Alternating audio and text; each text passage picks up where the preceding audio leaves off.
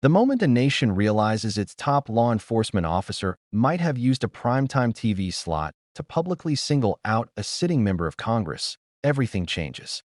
Because when a government official with that much power aims their words at one person, it's never just a comment. It's a signal. And the second Representative Jasmine Crockett stepped up to the microphone, she made it clear she wasn't going to let that moment slide quietly into the background. She wasn't whispering. She wasn't softening anything. She came out swinging with a fire that instantly made the room lean in. And the longer she spoke, the more obvious it became. This wasn't about one TV appearance. It wasn't even about one disagreement. Be about left versus right. It should be about right versus wrong.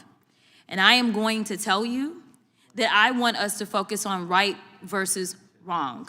The reason that we are struggling right now in this country as it relates to people not trusting agencies, honestly, a lot of it is because of elected leaders. Let me tell you, one of the things that the chairman and I actually agree upon, we don't agree on a lot, is that we both know that there has been a sharp incline as it relates to threats upon our lives. Regardless of what side of the aisle you sit on, we both know and agree that as sitting members of Congress, we both are enduring more death threats than anybody should in this country. And I believe that it is because of the divisive rhetoric and it is because of the selective enforcement of things. And so when we have, and I'm gonna be clear because I had remarks and I'm going a whole other way. To have the sitting attorney general go on, and I'm gonna call it faux news. I know some of y'all love it, but it's fake to me. To have her go on Fox News and to then decide that she wanted to send a threat to me, it was wrong. Because here it is, she is the highest law enforcement agent in this country, and people are watching and they are consuming this information and they are believing that simply because I decided that I wanted to exercise my right to free speech, which I am not abridged from doing, that she then wanted to then politicize something that should not be politicized. I don't like Elon Musk. I'm gonna say it 50,000 times. I don't like him. I don't like that he going out there and he firing people. I think that he's a crook because somehow the rest of us can't sit around and get whatever federal contracts we want. The rest of us can't sit around and get law enforcement and get them somehow ordained as federal law enforcement to protect him. The rest of us can't get our dealerships protected by the federal government. That is somebody that is operating above the law. For whatever reason, just because he has a lot of money, more money than everybody else. And yes, I am happy to see that on my birthday, which is what I said, there were peaceful protests around this world against him because he is a problem. And so you never should have somebody that is sitting that high and is going to sit up here and threaten a sitting member of Congress when she knew good and well, if she watched the entire thing, that I specifically told protesters to make sure you consult with lawyers, just like I've told protesters over and over and over in the history of me advising people to go out and exercise their constitutional right. The fact that there are other sitting members that have received letters of threat from this new DOJ tells me that they are about retribution and they are not about following the law. The reason that our party, or I won't even say our party, our country is torn apart is because we can't even agree on right versus wrong. This should not be left versus right. The only thing that we're asking is that we have law enforcement that will show up when there is an actual crime. If somebody calls and says, hey, I need you to investigate this cyber crime, or I need you to investigate this child pornography, or I need you to investigate this robbery, then we want somebody to show up, and we don't want them to look at us and act as if just because I'm black or because I'm woman, that I am not worthy of having that case investigated, because we have an administration that is continuously railing against diversity, equity, and inclusion, or we don't need people that show up that feel like diversity should not be valued. That is why we should have somebody that may show up and looks like me. The final thing that I'll say, because you've been gracious, is this. When I first became a public defender, I had no criminal defense experience. And I walked in and I told my boss, Charlie, I said, listen, you should hire me. He said, why? I said, because I'm black. Charlie looked at me like I was crazy. And I said, let me tell you something. When I walk in, I'm gonna walk in with a level of rapport and understanding that maybe some of my other colleagues will not. Charlie offered me my job, and I worked my butt off, and I worked really, really hard for all of my clients, not just those that look like me, and that is what it looks like to serve. Thank you. This was about a much bigger, far more dangerous shift happening right in front of us. Think about how surreal this actually is. A lawmaker, on record, saying the nation's top legal authority used a media platform to point at her, call her out, and push a narrative that felt less like accountability and more like an attempt to intimidate. Crockett didn't bury that accusation under polite phrasing or cautious wording. She said it outright. She said it boldly. And she said it knowing millions of people would hear it. That alone would be enough to spark outrage. But she wasn't finished. Not even close. Because she wasn't just talking about a moment. She was describing a pattern, a tone, a shift in power dynamics that she believes crosses a line no official should ever approach. And the wild part?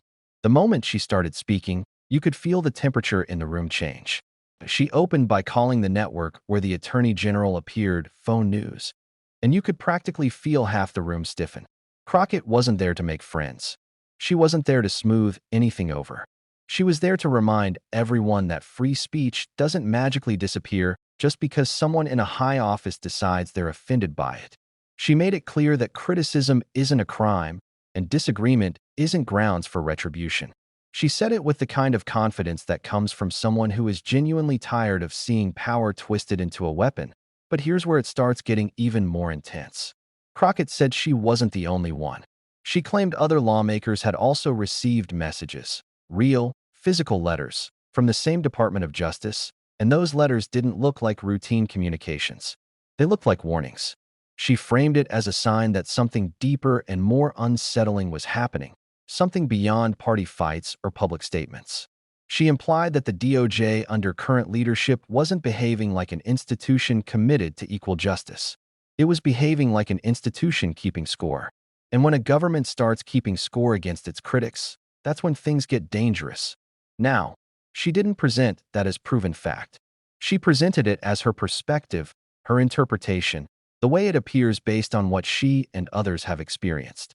She made sure to frame it as the way things seem, not an official conclusion, not an investigative finding. But even with that framing, the idea alone is chilling.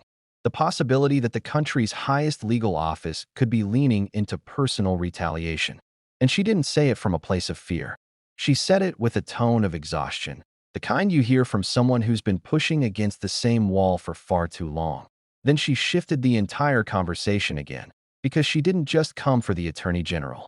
She threw in another name that instantly raised the stakes, one of the world's most powerful billionaires. She said she doesn't like him, doesn't like the way he fires people, doesn't like the way he moves, doesn't like the way he operates with what she described as special privileges others could never dream of getting. She said the quiet part out loud, that some people, because of their wealth or influence, seem to live outside the same rules the rest of us follow. She didn't accuse him of crimes. She didn't present new evidence. She gave her opinion, her frustration, her personal view of a system that treats money like a shield. It was raw. It was messy. It was human.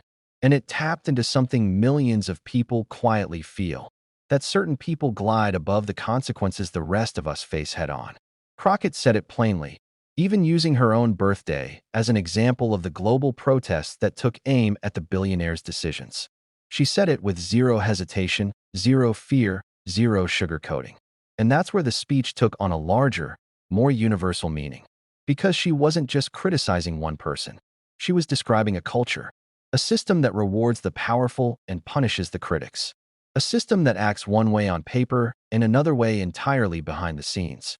But the speech didn't stop with billionaires or bureaucrats. It kept expanding. By the time she got to the part about threats against lawmakers, the room had shifted from tense to silent. She said something that made every listener sit up a little straighter. Both Republicans and Democrats are getting threats now. Not harsh emails or angry tweets, actual threats. Real danger. Meaningful risk.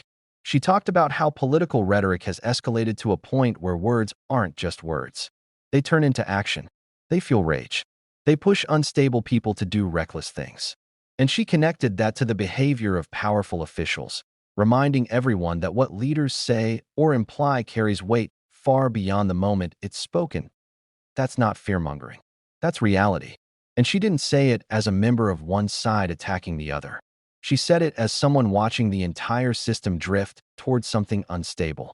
Because when politicians start normalizing intimidation and when officials start communicating like their opponents are enemies, people in the real world start absorbing that tone and echoing it.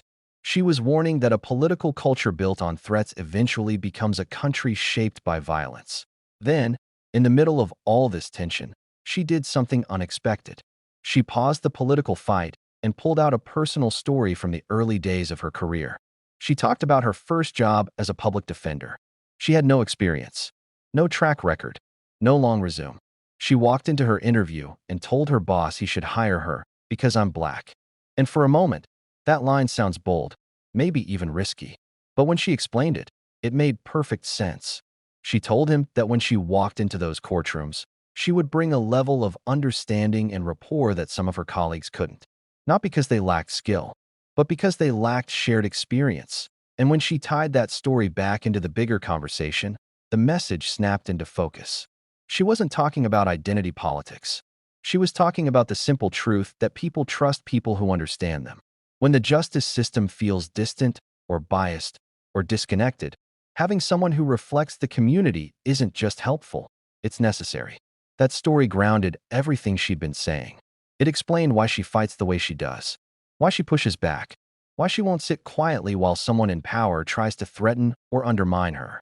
Because she's seen firsthand how easily justice can tilt away from the people who need it most. From there, she wrapped the entire moment into something bigger than her and bigger than the Attorney General.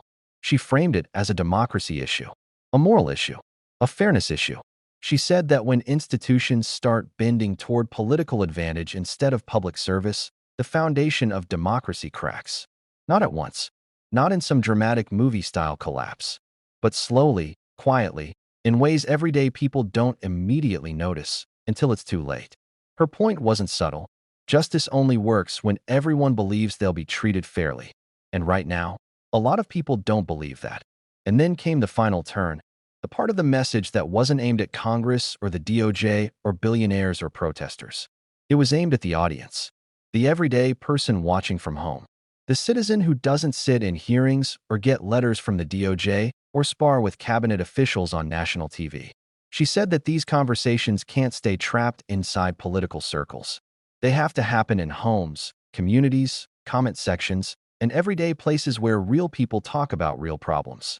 Because democracy isn't protected by silence, and power isn't held accountable unless the public pays attention.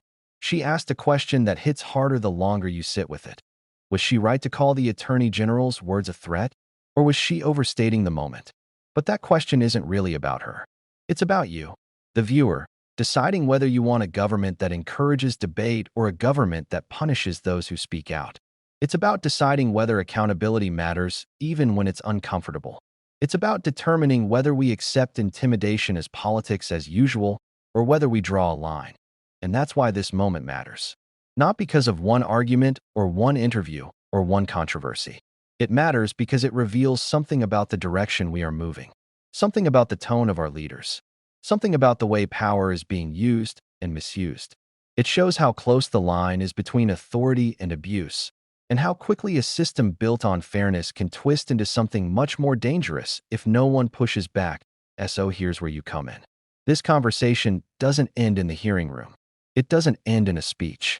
It continues right here with the people who care enough to pay attention. Do you think her reaction was justified? Do you think it was exaggerated? Do you think these patterns are warning signs or just political noise? Drop your thoughts below, because your perspective matters more than you realize. And if you believe in holding power accountable, in questioning authority, and in staying informed about moments that shape the future of this country, make sure you subscribe and hit the notification bell so you never miss what comes next. Voices only matter if they're heard, and staying silent has never protected a democracy.